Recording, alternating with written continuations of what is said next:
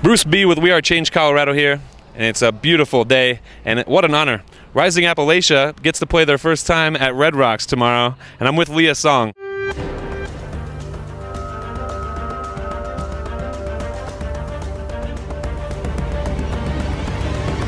What an inspiration today to see how much was done by all these different people who showed up to build at the Permaculture Action Day. Yeah, the idea is just to Tell us a little bit about why you think it's important to commune with the community when you go on tour and build gardens. What's that all about? Totally. Well, it's really good to be here. It's like a long time dream come true to see our work turn into more frontline activism and on-the-ground work. We have launched a project this year called the Slow Music Movement, which essentially is just giving voice to what we've been trying to do for the whole 11 years that we've been on tour and on the road and making music, which is figuring out how to turn the music industry away from just being fast-paced and glitz and glam and turn it much more into the old school role of the troubadour, the storyteller, the traveler, the public service work that I think music has traditionally been for many generations all around the world. So networking in this way and seeing shows actually turn into gardens is really the most direct action service and profoundly humble experience, for us to be able to be engaged in. And I think it's a triad of different key components and community members. We have the stage, and so we have the microphone, and we have a lot of the power of the bugle call, of drawing a large audience. And then we've got the Permaculture Action Network folks who do a lot of the organizing. And then we have a local on-the-ground folks who are working in the community, in the neighborhoods, with the people. And between those three, I think there's a lot of trust and a lot of balancing of responsibilities so that it feels like a real service and really a well-designed resource for the community. We didn't want to just show up as outsiders and be like, we've got the answers for you guys. We wanted to really be dialing in and connected with what the local community wants and figuring out how we could be of service to that. So I'm just thankful they're not here telling us to go ahead and put our energy into a puppet show, folks. Thank you to Rising Appalachia for putting it into creative ideas, creative solutions, and because there's some artists that use their platform like we're talking about, and I think I'll be honest, there's controlled opposition out there, and I see Rising Appalachia and as a grassroots, they're putting truth into the music, they're using the platform. It's just like people that wanted to protest the Vietnam War. There was a huge call to do something about it, and people did. And I think right now there's a huge call to do some things. I was just at the March Against Monsanto earlier today and bounced over to the Permaculture Action Day, and there's just so much going on in Denver that's not being talked about in the mainstream media by many, and I think it's a job of all of us to be the media and talk about these things and uplift the people that are doing good work. Let's uplift Rising Appalachia. Let's uplift these people in our tribe that they might not even know they're in our tribe yet. And we are all in this amazing tribe of people doing things for the greater good, bigger than us. And I see what you guys are doing and with the music and using that platform. So I thank you. And there's just there's so many issues that different artists talk about. I just want to be what fires you up? What's your nitty gritty, Leah? Totally.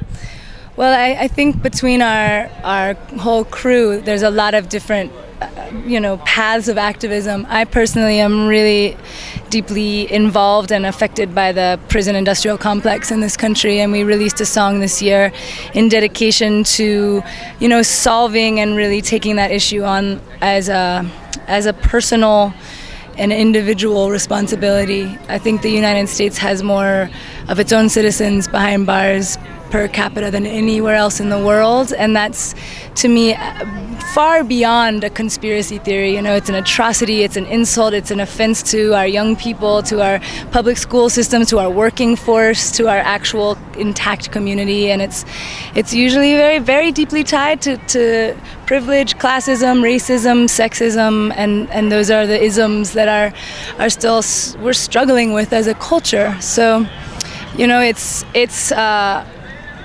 to me personally, it feels like it is all of our responsibility to know that statistic and to know that it's not just like the big bad wolf and people are getting locked up for crime. I mean, a lot of people are behind bars because they haven't had the same access to resources, because they're wounded, they're coming out of abuse, they're coming out of addiction, and I think that this country has the resources to have restorative justice, and it's not currently restorative at all. It's creating recidivism rates. More people are returning back to jail. They don't have a place in culture and society. You don't have access to standard living standards, wage standards. So it feels really, really, really important to go from the ground up in that way, and to really address what we're doing with the people in our communities that are hurting and that are wounded, and how we're making space for them to rise up as well. So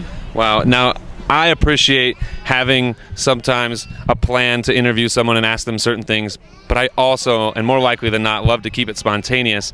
And so my last question is just going to come with the spontaneousness.